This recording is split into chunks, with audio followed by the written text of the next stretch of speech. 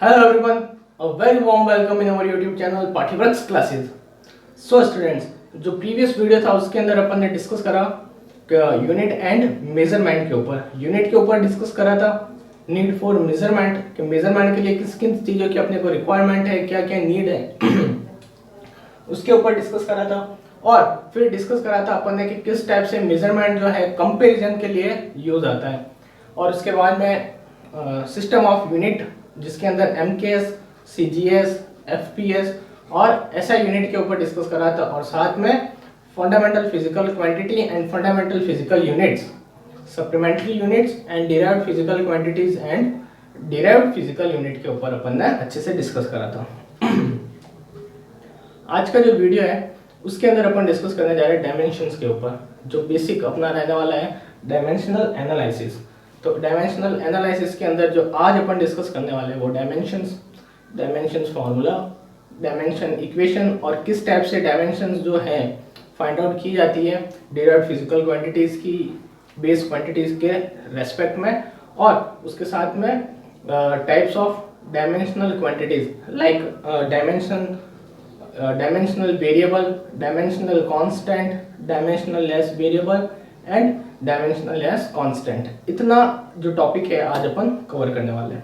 तो शुरू करते हैं आज का वीडियो लेक्चर डायमेंशंस की डेफिनेशन के साथ। सबसे पहले डिस्कस कर रहे हैं डायमेंशंस के ऊपर। डायमेंशन क्या होती है? डायमेंशंस को हिंदी में बोला जाता है विमा और विमाएं।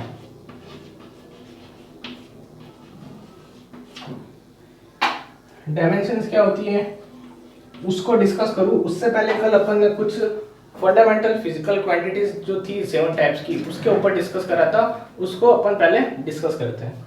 तो यहां लिख रहा हूं मैं, फर्स्ट मास,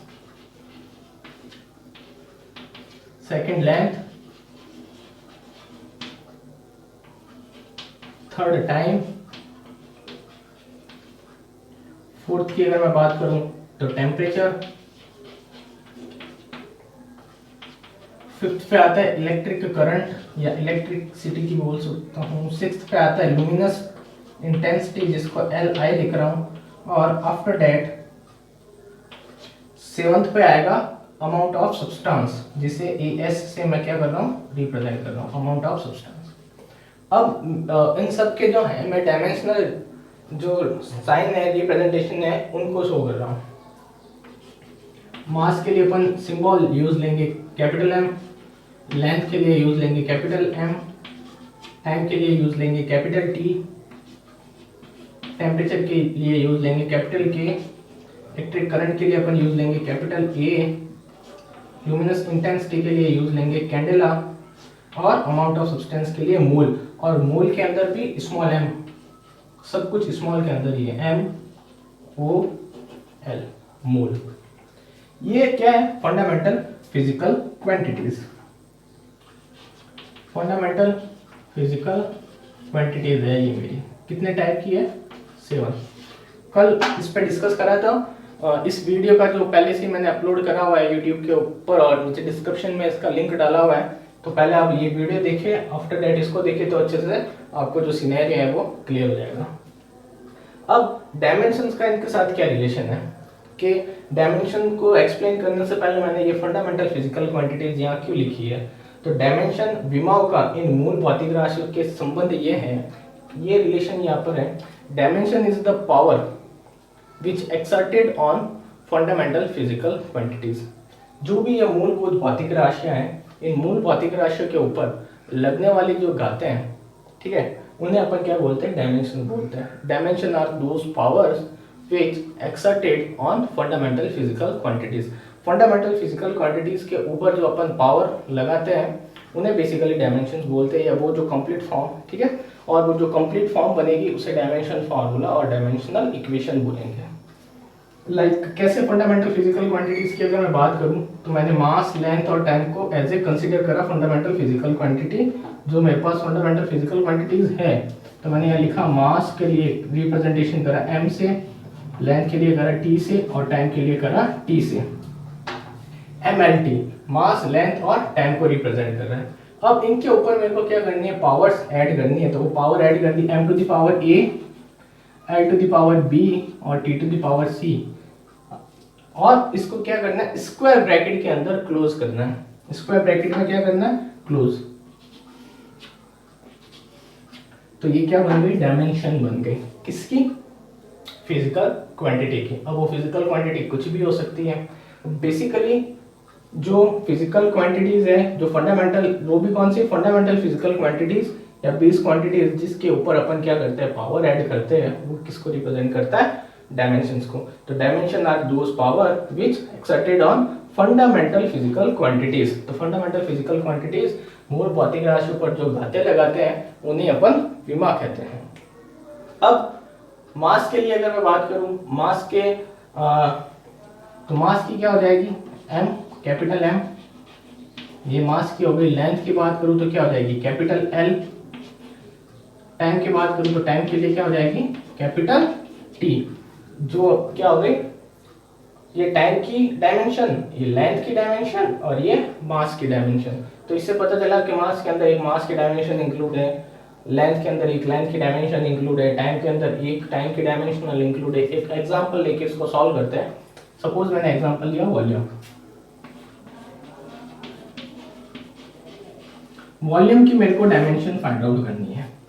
तो वॉल्यूम की डायमेंशन फाइंड आउट करनी है। मैंने बोला कि मेरे पास एक डस्टर है, इस डस्टर का वॉल्यूम फाइंड आउट करना है। और इस डस्टर का जैसे मैं वॉल्यूम फाइंड आउट करूंगा, और वॉल्यूम से इसकी जब मैं विमा फाइंड आउट, वॉल्यूम से जब इसके डायमेंशन में फाइंड आउट करूंगा, तो वहां से मेरे को नॉलेज हो जाएगी कि टोटल इसके अंदर कितनी डायमेंशंस इंक्लूड है। अगर बाय चांस मेरे को फॉर्मूला भी लर्न नहीं हो और विमा मेरे को लर्न हो, तो डायरेक्ट जो मैं विमा देख के ये उस फिजिकल क्वांटिटी के बारे में इतनी इंफॉर्मेशन मेरे को कलेक्ट हो जाएगी कि उसके अंदर टोटल कितनी डायमेंशंस इंक्लूड है। कैसे, वॉल्यूम के अंदर क्या क्या इंक्लूड होता है। वॉल्यूम के फॉर्मूला की बात करो तो लेंथ, ब्रेथ और हाइट, LBH, ये मेरा वॉल्यूम का फॉर्मूला है। अब इसके अंदर भी क्या देख रहा हूं मैं कि इसकी यूनिट क्या होगी। यूनिट कैसे निकालोगे, पहले लेंथ के लिए, लेंथ के लिए क्या होगी, मीटर। ब्रेथ की भी क्या हो जाएगी, मीटर। हाइट की भी कितनी हो गई, मीटर। तो इसकी यूनिट कितनी हो गई, मीटर क्यूब। यूनिट कितनी निकली यहां से, वॉल्यूम की यूनिट निकली मेरे पास मीटर क्यूब। मतलब मीटर क्यूब मेरी इसकी यहां से क्या निकली है, यूनिट निकली है। और इस यूनिट से मैंने जब डायमेंशन फाइंड आउट की तो L1 L1 L1 या L क्यूब।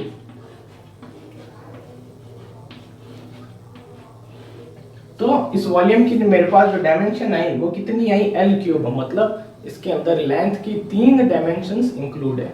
अगर सीधा अगर L3 लिखा होता तो इस L3 को देख के मैं ये बोल सकता हूँ कि वॉल्यूम की डायमेंशन है और इसके अंदर टोटल 3 डिफरेंट टाइप के डायमेंशंस इंक्लूड है, जो कि लेंथ के रेस्पेक्ट में, ब्रेथ के रेस्पेक्ट में और हाइट के रेस्पेक्ट में अपन उसकी बात कर सकते हैं।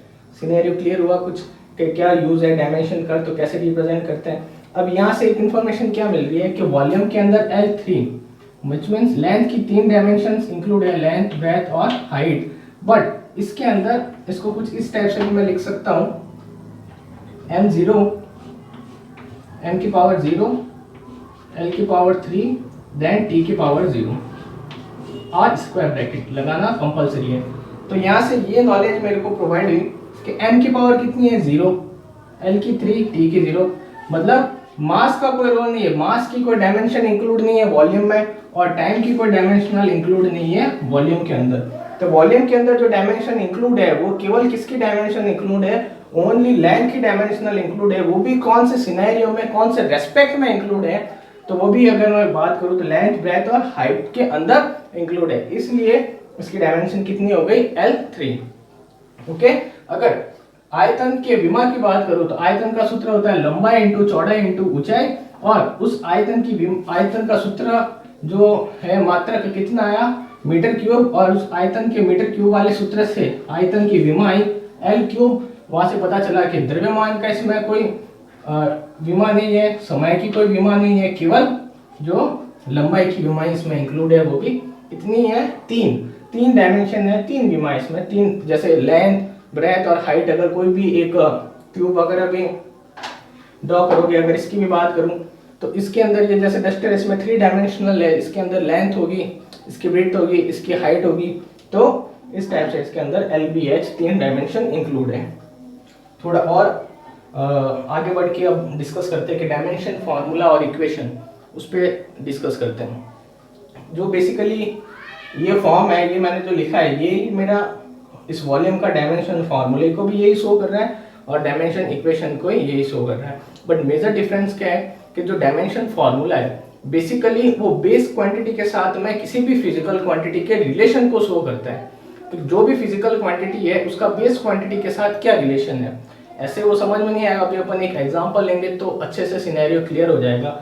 और आफ्टर दैट जो बेस क्वांटिटी का फॉर्मूला है, उस बेस क्वांटिटी के फॉर्मूले में कैसे डायमेंशनल को शो करा है, कैसे रिप्रेजेंट करा है, वो फॉर्मूला बन जाएगा डायमेंशन इक्वेशन। तो बेसिकली अगर मैं डायमेंशन फॉर्मूला की बात करूँ या डायमेंशन इक्वेशन की बात करूँ तो एक ही चीज वहां से माइंड में आनी चाहिए। अब देखो डिस्कस करते हैं कि मैंने बोला कि कैसे बेस क्वांटिटी के ऊपर ये डिपेंड करता है। तो बेस क्वांटिटी पे इस टाइप से डिपेंड करेगा कि कल अपने डिराइव्ड फिजिकल क्वांटिटी के ऊपर डिस्कस करा था, और डिराइव्ड फिजिकल क्वांटिटी के अंदर अपन ने ये डिस्कस करा कि those quantity which depends on fundamental physical quantity और other kind of physical quantity, वे भौतिक राशियां जो मूल भौतिक राशियों या अन्य भौतिक राशियों पर निर्भर करती है व्युत्पन्न भौतिक राशियां कहलाती है। एक से अधिक जो भौतिक राशियों पर निर्भर करें, जिसके अंदर वन और मोर फिजिकल क्वांटिटी इंक्लूड हो, तो उनकी डायमेंशन, उसकी विमा अपन कैसे फाइंड आउट करेंगे, तो उस पर अपन डिस्कस कर रहे हैं। देखो उसकी डायमेंशन अपन जो है कैसे डिस्कस करेंगे, तो उसकी डायमेंशन डिस्कस करने के लिए अपन देख रहे हैं एक एग्जांपल लिया वेलोसिटी का। क्या लिख रहा हूं पे, वेलोसिटी। कल भी अपन ने वेलोसिटी की बात करी थी। वेलोसिटी का जो कौन कौन सी फिजिकल क्वांटिटी पर डिपेंड कर रहे हैं, तो अब देखो वेलोसिटी की अगर डेफिनेशन की मैं बात करूं तो चेंज इन डिस्प्लेसमेंट, डिस्प्लेसमेंट के अंदर जो चेंज हो रहा है टाइम के रेस्पेक्ट में, वो क्या है, वेलोसिटी। तो क्या डिस्प्लेसमेंट अपॉन टाइम, क्या लिखा मैंने, डिस्प्लेसमेंट अपॉन टाइम। और डिस्प्लेसमेंट को क्या बोलते हैं, विस्थापन बोलते हैं।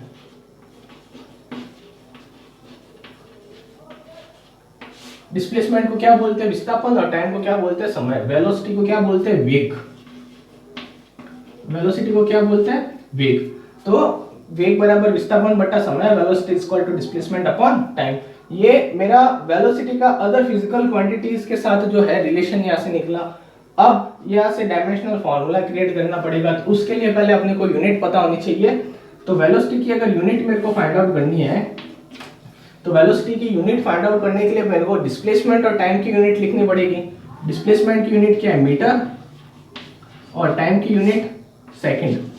तो वेलोसिटी की यूनिट क्या हो गई, मीटर पर सेकंड, ये आ गई मेरे पास वेलोसिटी की यूनिट। अब इसकी क्या निकालो, डायमेंशंस। तो वही डायमेंशन फॉर्मूला को शो करेगा। इसकी डायमेंशन फाइंड आउट की मैंने, तो डायमेंशन कैसे, मीटर। मीटर किसके रेस्पेक्ट में बात हो रही है, लेंथ के। तो यहाँ से मेरे को क्या पता चली, वेलोसिटी के अंदर टोटल 2 डायमेंशन इंक्लूड है। यहाँ से क्या इंफॉर्मेशन आ रही है कि वेलोसिटी के अंदर टोटल 2 डायमेंशन इंक्लूड है। और वो कौन सी डायमेंशन है, एक तो लेंथ जो डिस्प्लेसमेंट के रेस्पेक्ट में बात कर रहा हूँ, और एक टाइम जो सेकंड के रेस्पेक्ट में बात कर रहा हूँ। ये 2 डायमेंशन उसके अंदर इंक्लूड है। तो इसकी डायमेंशन बनी m0, मतलब मास की कोई डायमेंशन इसमें इंक्लूड नहीं है। L1 मीटर के लिए L1। अब देखो सेकंड अपॉन में है, तो पहले यहाँ पे मैं क्या लिखूंगा, L1 अपॉन T1। ये जो है ना मीटर पर सेकंड, मीटर पर सेकंड के लिए मैं डायमेंशन क्या लिखूंगा, L1 अपॉन T1। और फिर इस T का इन्वर्स करा तो कितना आ जाएगा, L1 T इन्वर्स, मतलब रेसिप्रोकल करके ऊपर भेजा तो L1 T माइनस 1। तो वेलोसिटी की डायमेंशन आ गया m0 L1 T माइनस 1। तो यहाँ से एक इंफॉर्मेशन ये है कि लेंथ की और टाइम के रेस्पेक्ट में बात करूँ तो टोटल 2 डायमेंशनल इसमें इंक्लूड है। बट मास जो है उसकी किसी टाइप की कोई डायमेंशन वेलोसिटी के अंदर इंक्लूड नहीं है। तो ये था कि जो वेलोसिटी थी वो बेस क्वांटिटी किस पे, डिस्प्लेसमेंट और टाइम पे क्या कर रही है, डिपेंड कर रही है। Base quantity basically fundamental quantities या अदर फिजिकल क्वांटिटीज के ऊपर क्या हो रही है, डिपेंड हो रही है। और वहां से अपन इस टाइप से डायमेंशंस को क्या करते हैं, फाइंड आउट करते हैं। यहाँ एक पॉइंट और नोट करने वाला है कि अगर वेलोसिटी की भी मैं बात करूं तो वेलोसिटी और मैं बात करता हूँ स्पीड की। स्पीड के फॉर्मूला की अगर मैं बात करूँ, जिसे मैं बोलता हूँ चाल, तो स्पीड का फॉर्मूला क्या होता है? डिस्टेंस अपॉन टाइम, मतलब दूरी बटा समय, डिस्टेंस अपॉन टाइम। और इसके डायमेंशंस की भी बात करूँ तो इसकी डायमेंशन भी होगी m0 l1 t-1। देखो दोनों डायमेंशन सेम है, बट दोनों फिजिकल क्वांटिटी क्या है? डिफरेंट है। डिफरेंट भी ज्यादा डिफरेंस नहीं है दोनों फिजिकल क्वांटिटी में। एक वेक्टर क्वांटिटी है और एक स्केलर क्वांटिटी है। वेक्टर क्वांटिटी के अंदर जो है मैग्नीट्यूड के साथ में डायरेक्शन नॉलेज भी होनी चाहिए, और स्केलर क्वांटिटी में मैग्नीट्यूड के साथ में डायरेक्शन नॉलेज जरूरी या कंपलसरी नहीं है। जिसमें ओनली मैग्नीट्यूड हो बट डायरेक्शन इंक्लूड नहीं हो, स्केलर क्वांटिटी जिसे अदिश राशि बोलते हैं, और जिसमें डायरेक्शन के साथ मैग्नीट्यूड के साथ में डायरेक्शन इंक्लूड हो उसे वेक्टर क्वांटिटी सदिश राशियां बोलते हैं, वेक्टर फिजिकल क्वांटिटी या सदिश राशियां। तो बेसिक मेरा ये एक्सप्लेन करने का, ये समझाने का पॉइंट ऑफ व्यू ये है कि जो मेन यहाँ से एक पॉइंट निकल के आ रहा है कि जो डायमेंशन है वो डायमेंशन मैग्नीट्यूड पर डिपेंड नहीं करती है, मैग्नीट्यूड से टोटली फ्री रहती है। जो मैग्नीट्यूड है उस मैग्नीट्यूड का डायमेंशंस के ऊपर किसी टाइप का कोई इफेक्ट नहीं पड़ता है। क्या बोला है मैंने वो मैं लिख देता हूं। जो डायमेंशन है, इन डायमेंशंस के ऊपर जो मैग्नीट्यूड है, मैग्नीट्यूड के ऊपर भी कल डिस्कस करा था, इन डायमेंशंस के ऊपर मैग्नीट्यूड का कोई इफेक्ट नहीं है। मतलब मैग्नीट्यूड से डायमेंशंस के ऊपर कोई इफेक्ट नहीं आएगा, मैग्नीट्यूड चेंज होने से डायमेंशन चेंज नहीं हो जाएगी। आई बात समझ में? अगर मैग्नीट्यूड वेरी कर रहा है तो डायमेंशन वेरी नहीं करेगी, डायमेंशन के ऊपर कोई इफेक्ट नहीं आएगा।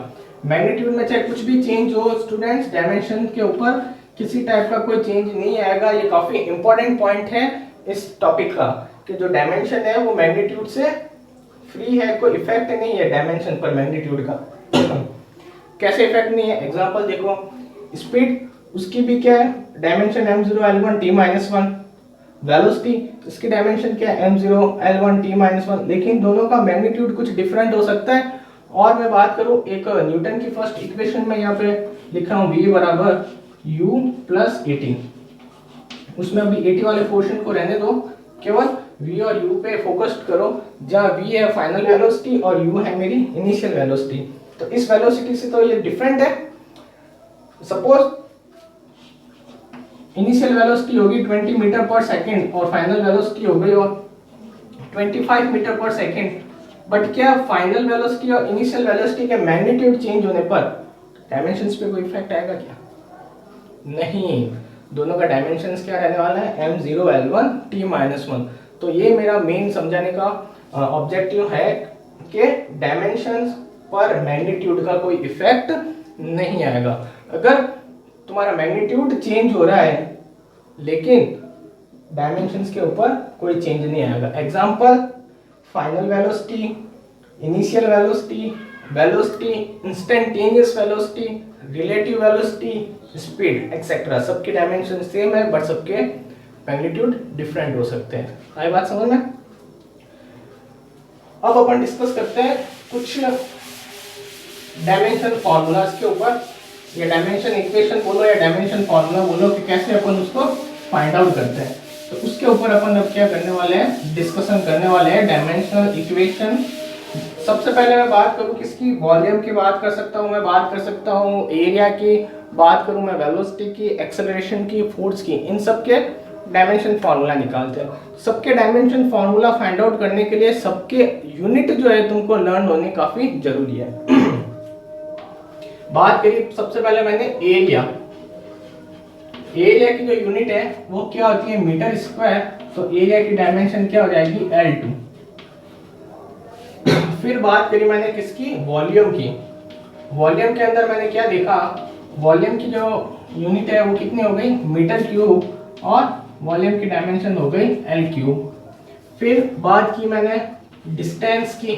डिस्टेंस एक स्केलर क्वांटिटी है और डिस्टेंस की होती है मीटर, और इसकी डायमेंशन हो गई L1। फिर बात करी मैंने डिस्प्लेसमेंट की। अभी देखेंगे डिस्टेंस और डिस्प्लेसमेंट में क्या डिफरेंस है। डिस्प्लेसमेंट डिस्प्लेसमेंट, डिस्प्लेसमेंट की भी मीटर और इसकी भी है L1।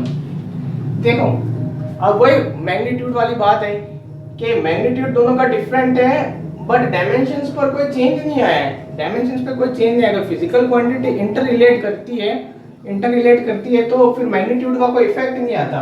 अगर मैं डिस्टेंस की बात करूं स्टूडेंट, तो कोई भी एक ये पॉइंट है, इस पॉइंट से किसी कोई भी आदमी उसने चलना शुरू करा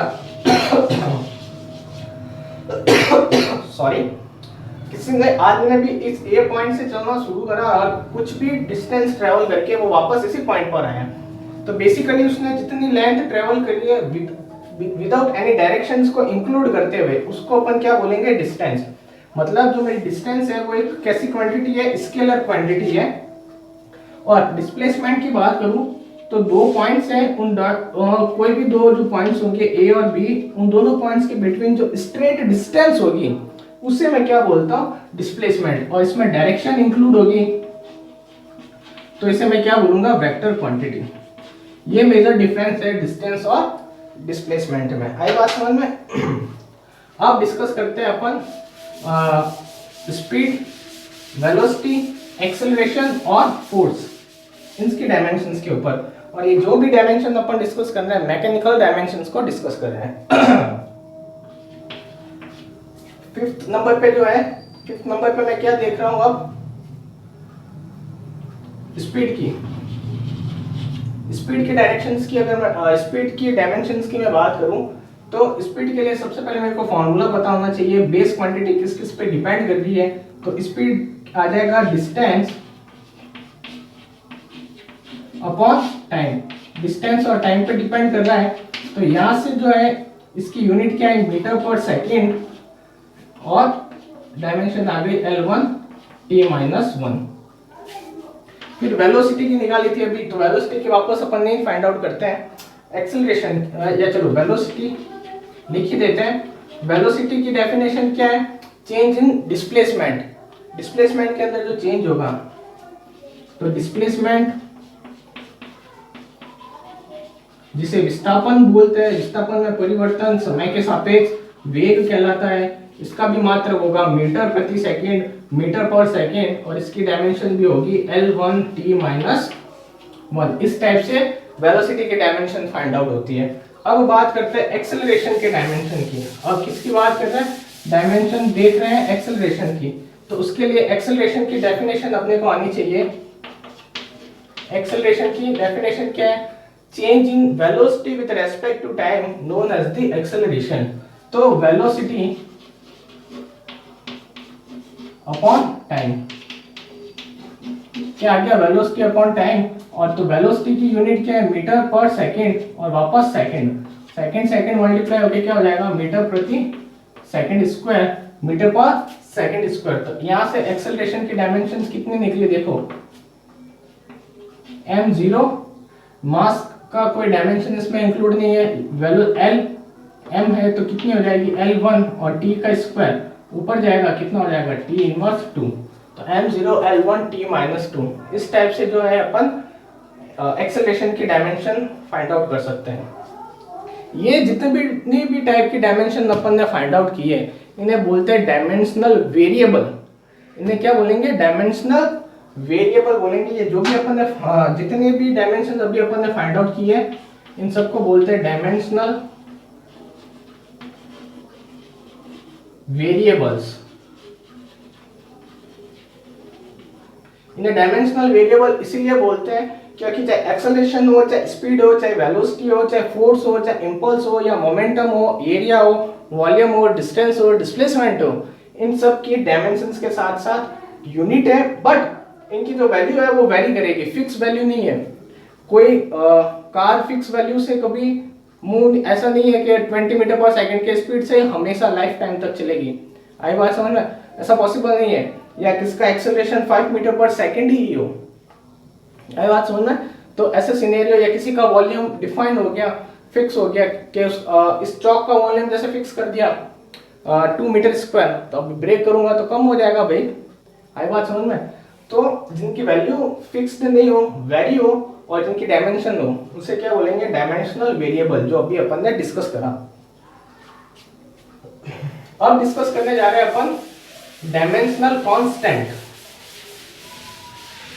डायमेंशनल कांस्टेंट मतलब डायमेंशंस होगी बट उनकी वैल्यू फिक्स्ड होगी, कांस्टेंट वैल्यू होगी, जैसे Planck's constant, Boltzmann constant, gravitational constant example है उनके। सेकंड टाइप की जो फिजिकल क्वांटिटी डिस्कस करने जा रहे हैं वो है डायमेंशंस के बेसिस पे, वो है डायमेंशनल कांस्टेंट। क्या डिस्कस करने जा रहे हैं? डायमेंशनल कांस्टेंट मतलब इनकी जो वैल्यू है कांस्टेंट होगी और उनकी डायमेंशंस भी होगी। एग्जांपल बात की मैंने ग्रेविटेशनल कांस्टेंट, जिसे कैपिटल जी से रिप्रेजेंट करते हैं और जिसके फॉर्मूला की अगर बात करूं 9th में पढ़ा होगा, G = F(r²) m1 m2। इसकी डायमेंशन फाइंड आउट करनी है तो यूनिट निकालते हैं। फोर्स की यूनिट है न्यूटन, डिस्टेंस की हो जाएगी मीटर स्क्वायर और नीचे मास है इसका मल्टीप्लाई करा तो किलोग्राम स्क्वायर। आई बात समझ में? अब ग्रेविटेशनल कांस्टेंट क्यों बोला है? क्योंकि g की वैल्यू जो है फिक्स्ड होती है और g की कितनी वैल्यू फिक्स्ड की हुई है दिख नहीं रहा होगा ना।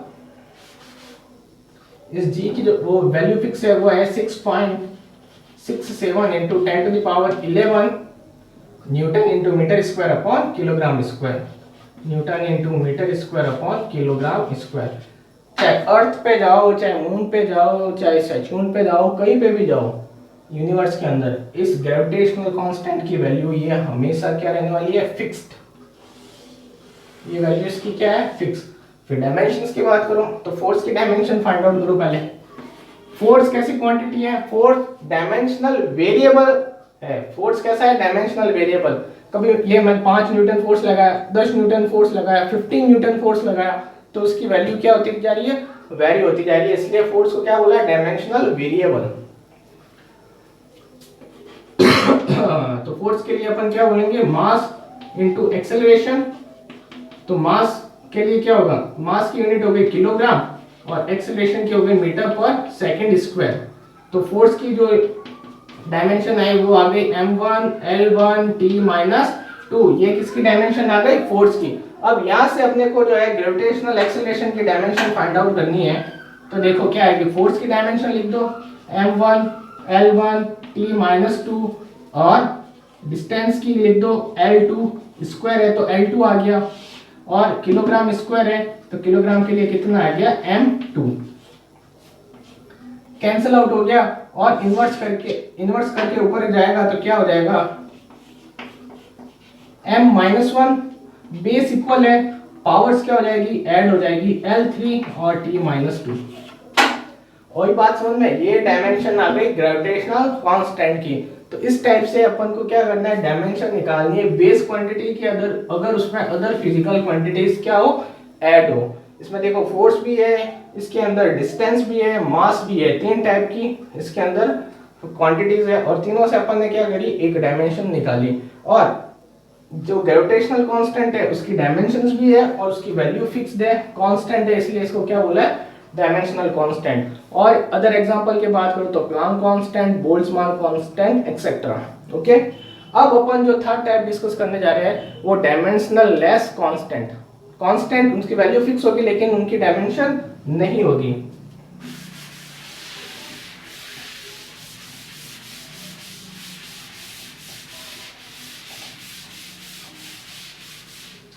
थर्ड क्या डिस्कस करने जा रहे हैं अपन?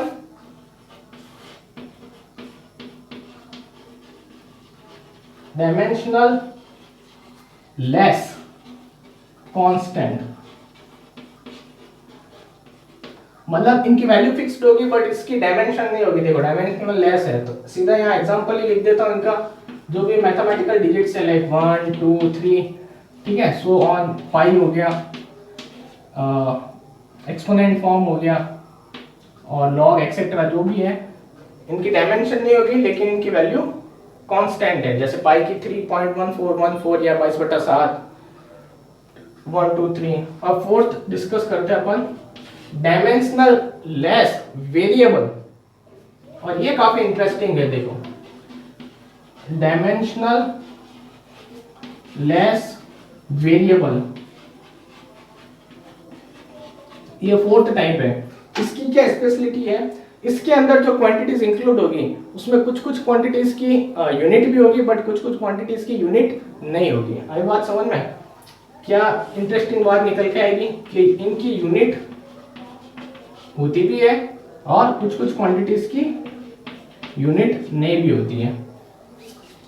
ठीक है, यूनिट होने के बाद भी डायमेंशन नहीं है। देखो ये मजेदार बात है, अभी तक अपन ने देखा था कि यूनिट है और डायमेंशंस वहां से यूनिट से निकाल लेते, लेकिन यहाँ यूनिट होने के बाद भी डायमेंशंस नहीं है। दूसरी मजेदार बात क्या है कि डायमेंशंस है ही नहीं, यूनिट है बट डायमेंशंस नहीं होगी, और किसी किसी की डायमेंशंस भी नहीं होगी और यूनिट भी नहीं होगी। ठीक है, और वेरिएबल है, वैल्यू इसकी वेरीज करेंगे। तो भाई ऐसी कौन सी फिजिकल क्वांटिटीज आ गई? तो एग्जांपल देखो, एंगल,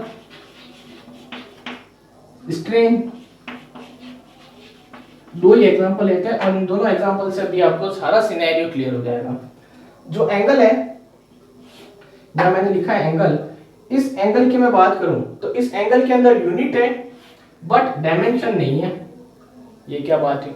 जो भी यहाँ एग्जांपल आएगा उसकी डायमेंशन तो होगी नहीं। देखो एंगल की अगर मैं यूनिट की बात करूं तो वो होती है रेडियन। कल सप्लीमेंट्री यूनिट्स पे डिस्कस करा तो उसमें देखा था कि एंगल की यूनिट क्या होगी, प्लेन एंगल की रेडियन। और फॉर्मूला लिखो इसके, आर्क अपॉन रेडियस। क्या है? Arc upon radius.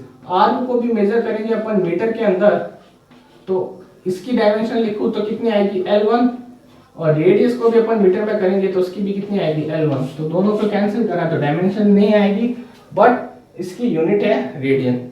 स्ट्रेन की बात करूं, स्ट्रेन जिसे विकृति बोलते हैं, स्ट्रेन की मैं बात करूं तो स्ट्रेन जो है बेसिकली क्या है कि एक्चुअल जो लेंथ होगी और लेंथ में जो चेंज होगा उसका रेशियो है, ratio of the actual length and change in original length. प्रारंभिक लंबाई और लंबाई में जो परिवर्तन होगा उसका जो अनुपात है उसे अपन विकृति बोलते हैं। और स्ट्रेन जो है रेशियो है एक्चुअल लेंथ का और चेंज इन लेंथ का, कि लेंथ की डायमेंशन में क्या चेंज हुआ है और एक्चुअल डायमेंशंस क्या थी, उसका जो रेशियो है उसको मैं क्या बोलता हूँ, स्ट्रेन बोलता हूँ। तो देखो दोनों ही प्रोस्पेक्टिव में क्या बात हो रही है, लेंथ की, एक्चुअल लेंथ और चेंज इन लेंथ, प्रारंभिक लंबाई और लंबाई में परिवर्तन, यही बात हो रही है। तो अगर एक्चुअल लेंथ की मैं बात करूं स्टूडेंट, तो एक्चुअल लेंथ के लिए और फिर चेंज इन लेंथ, सबसे पहले चेंज इन लेंथ, तो उसका मेजरमेंट भी किसमें होगा, मीटर के अंदर। तो उसकी यूनिट क्या है, उसकी डायमेंशंस के लिए मैं क्या राइट कर सकता हूँ, L1, और एक्चुअल लेंथ वो भी किसमें होगी, मीटर के अंदर, उसके लिए भी मैं क्या लिखूंगा, L1। तो जब कैंसिल हो गया, सपोज ये मेरे पास कोई रॉड थी, इस रॉड की जो एक्चुअल लेंथ है वो 4 मीटर है और इसको कट करने पर मैंने यहाँ तक मेजर करा जो कितनी थी, 2 मीटर। तो एक्चुअल लेंथ 4 मीटर और चेंज आ गया 2 मीटर का। तो रेशियो निकालना है तो मैं कैसे सॉल्व करूंगा, 2 मीटर अपॉन 4 मीटर। तो पहले यूनिट कैंसिल हो गई और फिर क्या आएगा, रेशियो आ जाएगा, तो कितना आएगा, 1:2। तो बेसिकली जो स्ट्रेन है वो यूनिट लेस और डायमेंशन लेस फिजिकल क्वांटिटीज है। तो इस टाइप की फिजिकल क्वांटिटी भी जो है होती है जिसकी डायमेंशंस भी नहीं हो और जिसकी यूनिट भी नहीं हो, बट वो कंसीडर होती है एज अ फिजिकल क्वांटिटी। और इस टाइप की फिजिकल क्वांटिटी भी होती है जिसकी यूनिट हो बट उसकी डायमेंशन नहीं हो। तो ये काफी इंपॉर्टेंट पोर्शन था अपना आज डायमेंशंस के अंदर। तो 4 टाइप्स के पढ़े अपन ने, dimensional variable, dimensional constant, dimensional less constant and dimensional less variable. और उसके अंदर भी 2 टाइप देखे गए, एक तो यूनिट हो बट डायमेंशन नहीं हो, और दूसरा ना तो यूनिट हो और ना ही डायमेंशन हो। कल अपन डिस्कस करेंगे डायमेंशनल एनालिसिस का जो आगे वाला टॉपिक है, application of dimensional equation. Okay, I hope ये काफी वीडियो आपको पसंद आया होगा और काफी इंफॉर्मेशन आपको यहाँ से कलेक्ट हुई होगी। लाइक, सब्सक्राइब एंड शेयर करना ना भूलें। Okay, thank you all of you.